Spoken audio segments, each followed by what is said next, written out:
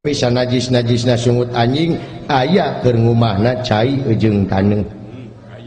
Tapi lamun sungut sia nyinggung karena perasaan aing cai naon anu bakal bisa ngumah. Di sini survei membuktikan.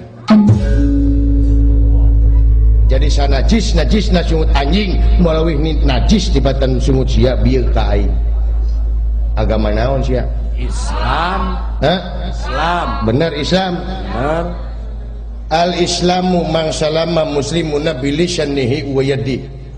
Ari Islam teh sesama umatna silih salametkeun ku leungeunna jeung ku lisanna.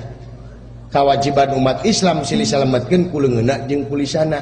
Ayeuna ente ngaku agama Islam tapi eta sungut, tapi eta leungeun dipake nganyirhatekeun batur, nu kitu disebut Islam. Goblok sia. Ai akang nyeri hate kunaon?